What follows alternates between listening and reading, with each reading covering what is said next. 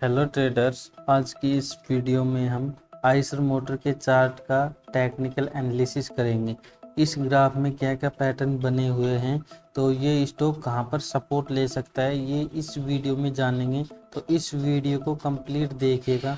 तो चलिए शुरू करते हैं। इस वीडियो में हम यहाँ पर इसके आइसर मोटर के डेली चार्ट में आ गए हैं। यहाँ पर हम देख सकते हैं कि आइसर मोटर का जो ये एक एरिया है, ये यहाँ पर रेसिस्टेंस का एरिया है। चलिए हम इसको ऐसे मार्क कर देते हैं। तो यहाँ पर देखें तो ये रेसिस्टेंस फिर इस रेसिस्टेंस को यहाँ पर ब्रेकआउट दिया। अब ये दोबारा से सपोर्ट लेने यहाँ पर आया हुआ है। ट्रेंड लाइन लगाएं तो ये देख सकते हैं हम यहाँ पर एक हॉरिजॉन्टल लाइन लगा देते हैं। तो इसका ये हॉरिजॉन्टल लाइन के रेसिस्टेंस लिया, इस रेसिस्टेंस को यहाँ पे ब्रेक किया, फिर ये ऊपर आके यहाँ पर फिर सपोर्ट लिया, फिर यहाँ पे एक कैंडल में सपोर्ट लिया, फिर ये नीचे की तरफ आया, यहाँ पर रेसिस्टेंस लिया, नीचे आया, फिर यहाँ पर ये रेसिस्टेंस लेता लेता हुआ ये स्टॉक गिर जाता है, यहाँ पर ब्रेक करता है, फिर यहाँ पर ये सपोर्ट लेने की कोशिश कर रहा है। दोस्तों, अगर ये स्टॉक इस सपोर्ट को होल्ड नहीं कर पाता तो ये बहुत ही जल्द आपको 2600 तक के टारगेट दिखा सकता है। तो आप इस वीडियो में बने रहिए। क्या क्या इसमें पैटर्न बने हुए हैं ये सब इस वीडियो में हम बताएंगे। और अगर ख़रीदना है तो कौन से लेवल पे आपको ख़रीदना होगा। तो इसके बाद हम इसमें यहाँ पर इनके लोअर पॉइंट को कनेक्ट करते हुए अगर ट्रेंड लाइन लगाते हैं तो आप देख सकते हैं कि ये यहाँ तक अगर गिरता है तो यहाँ तक ये स्टॉक गिर सकता है। चलिए हम इसको और यहाँ तक बढ़ा देते हैं। तो ये इस ट्रेंड लाइन का 3 बार सपोर्ट ले चुका है। अब यहाँ पर चौथी बार आता है तो हो सकता है कि ये इसी ट्रेंड लाइन के आसपास आके 2600 के पास सपोर्ट ले सकता है। दोस्तों, हम इसके वीकली चार्ट में आ गए। वीकली चार्ट में आप देख सकते हैं इसका जो ये एक एरिया है, ये रेसिस्टेंस का एरिया है। यहाँ पर जब ये स्टॉक आया था तो एक बिग बेरिश कैंडल बना के स्टॉक गिरा था।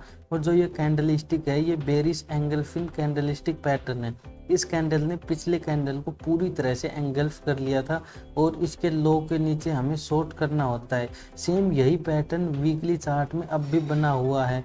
यहाँ पर इसके लो के नीचे हमें शॉर्ट करना होता है, इसके हाई का स्टॉप लॉस लगा के। तो ये बेरिश एंगल्फिंग पैटर्न है। अगर इस पैटर्न के हिसाब से देखें तो ये स्टॉक अभी गिरावट जारी रह सकती है इसमें, और ये यहाँ 2600 तक के टारगेट आ सकते हैं। बाकी इससे नीचे भी ये स्टॉक आ सकता है। लेकिन हम अगर इसके डेली चार्ट में देखें तो काफ़ी इसमें सपोर्ट निकल के आ रहे हैं। चलिए डेली के चार्ट में आके देखते हैं। तो डेली के चार्ट में दो तो ये सपोर्ट आ गए हैं। उसके बाद हम इसमें मूविंग एवरेज लगाते हैं। 50 मूविंग एवरेज है और यहाँ पर 100 मूविंग एवरेज है। ये दोनों मूविंग एवरेज यहाँ पर सपोर्ट कर रही है। अगर ये स्टॉक होल्ड करता है तो यहाँ से ये स्टॉक ऊपर चला जाएगा, वरना ये काफ़ी तेज़ी से नीचे की तरफ आएगा। अगर आपको इसमें ख़रीदारी करनी है तो आप 2800 के लेवल पे कीजिए, 2800 इसके ऊपर बाय कीजिएगा और आपको इस लेवल का स्टॉप लॉस लगाना होगा। लेकिन ध्यान रहे, अगर ये लेवल ब्रेक कर देता है, जैसे मान लीजिए अगली कैंडल में ये जो सपोर्ट है ये ब्रेक कर देता है यहाँ पे, तो फिर हम 2800 पे बाय नहीं करेंगे। फिर ही हमारा ये पैटर्न फेल हो जाता है। फिर दोबारा से एनालिसिस करके कौन कौन से पैटर्न बने हुए हैं, किस चीज़ का सपोर्ट लिया हुआ है, वो सब देखना होता है। अगर आपको ख़रीदारी करनी है तो ये स्टॉक 2800 की प्राइस पर आएगा तब बाय कीजिएगा और इसका स्टॉप लॉस लगा लीजिएगा, क्योंकि यहाँ पर काफ़ी कंफर्मेशन है। ये एक तो ये हैमर पैटर्न बनाया हुआ था, इसके बाद ये अगली कैंडल बुलिश थी और ये जो अगली कैंडल थी इससे ये बेरिश कैंडल थी। बस यही इसमें दिक्कत हो गई है, वरना ये स्टॉक इस हाई को ब्रेक कर देता तो हम बाइंग के लिए सोच सकते थे।